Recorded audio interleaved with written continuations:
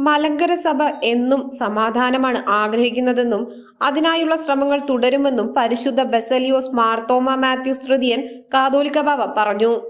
മാർത്തോമൻ പൈതൃക സംഗമത്തിന് മുന്നോടിയായുള്ള തെക്കൻ മേഖല ദീപശിഖ പ്രയാണത്തിന് ചെങ്ങന്നൂർ സെന്റ് ജോർജ് ഓർത്തഡോക്സ് പള്ളിയിൽ നൽകിയ സ്വീകരണ പൊതുസമ്മേളനം ഉദ്ഘാടനം ചെയ്യുകയായിരുന്നു അദ്ദേഹം.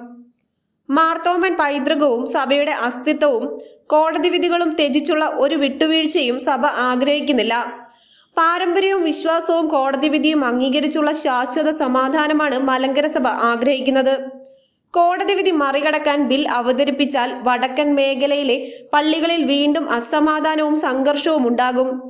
സമ്മർദ്ദങ്ങൾക്ക് മുന്നിലും സഭ വഴങ്ങില്ല. 2002 ജസ്റ്റിസ് മളിമഠത്തിന്റെ റിപ്പോർട്ടിൽ മലങ്കര സഭയുടെ പള്ളികളെപ്പറ്റി വ്യക്തമായി രേഖപ്പെടുത്തിയിട്ടുണ്ടെന്നും കാതോലിക്ക ബാവ പറഞ്ഞു. സഭ സുന്നഹദോസ് സെക്രട്ടറി ഡോക്ടർ യുഹാനോൻ മാർ ക്രിസോസ്റ്റമസ് അധ്യക്ഷത വഹിച്ചു.